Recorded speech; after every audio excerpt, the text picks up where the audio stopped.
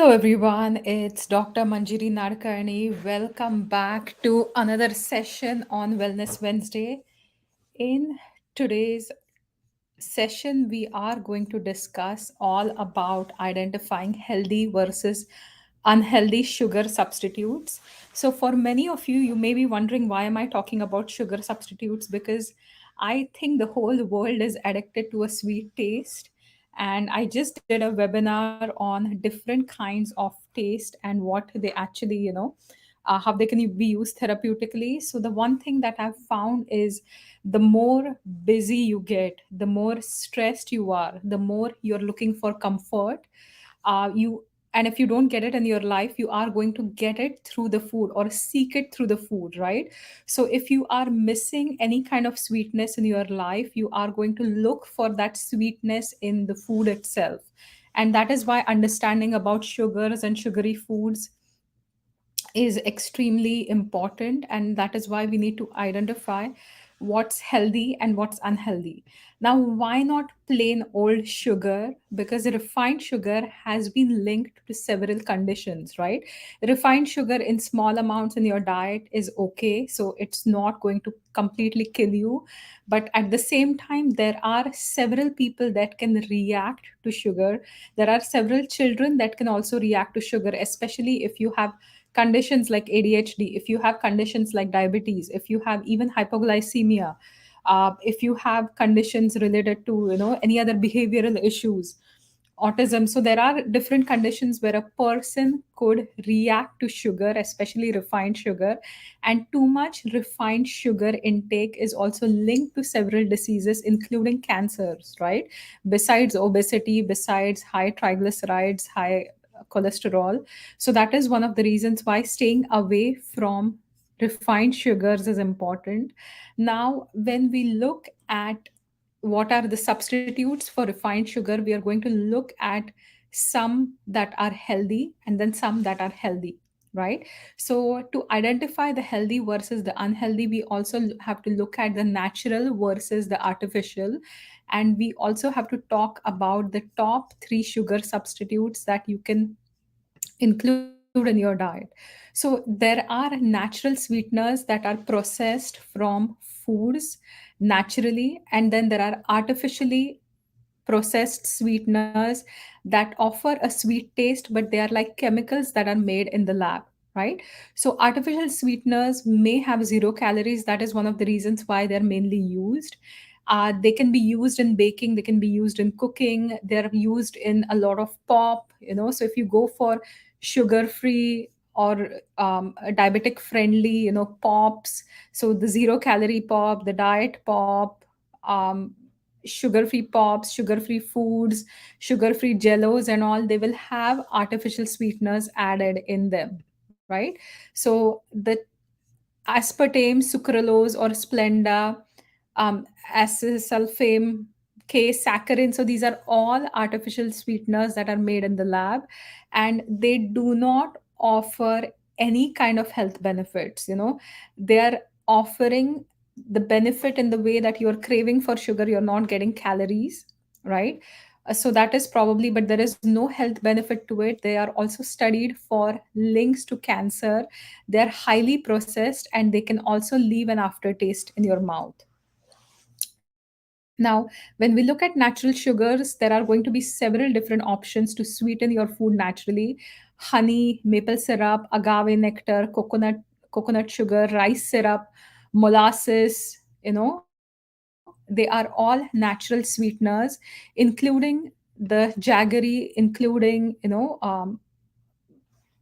brown sugar and other those sugars, right? Turbinado sugar. So the good thing about natural sweeteners is, they have benefits. So an example is, let's talk about honey. Honey is going to have a lot of raw enzymes, and honey is also a known decongestant, right? So if you are going through a lot of congestion, honey can be a sweetener of your choice. Now, again, most natural sweeteners, except for stevia or monk fruit extract, are going to have calories, right? So there are the calorie based sweeteners and there are the non calorie or the 0 calorie sweeteners. So stevia does not have a lot of calories. It is almost 200 times sweeter than sugar, and it is a natural sweetener. At the same time, honey has calories, maple syrup has calories, agave nectar has calories, coconut sugar, coconut syrup has calories, rice syrup has calories, brown rice syrup has calories, So, depending on your goal, you can decide the kind of sweetener that you want to use. I want to say a quick hi to Naz, Arsh is here, Trish is here, BMS Ayur Gyan is here, Ajay Kumar is here as well. Thanks for watching this live. We are talking about sweeteners, unhealthy versus the healthier ones.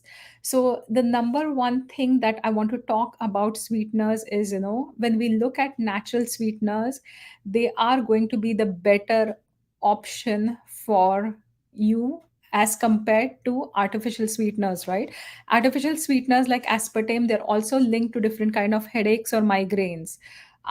Sucralose again is linked to different kinds of cancers in the long term. So ideally, cutting out on any of the artificial sweeteners is the key to go.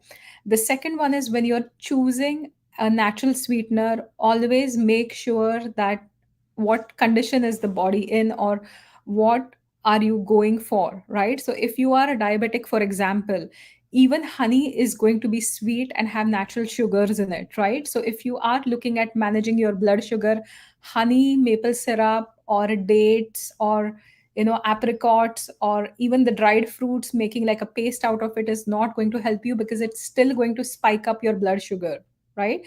So if you are looking for blood sugar balance, then you have to look at something non-calorie sweeteners like stevia or xylitol, right? So Nazar, that's exactly what I'm discussing. So as a diabetic person, like, do not go for something that has calories or that has the potential to increase your blood sugar. An example I'm giving you is honey or dates, right? Or coconut sugar. Now coconut sugar has a lower glycemic index, but even jaggery, for example, there was this trend in India that everybody who was putting sugar in the tea started putting jaggery in the tea, or some people go for honey in the tea, or maple syrup here in Canada in the tea, right? So even if you are going for a honey or maple syrup or agave nectar, it still is a sugar. Even jaggery is a sugar, right?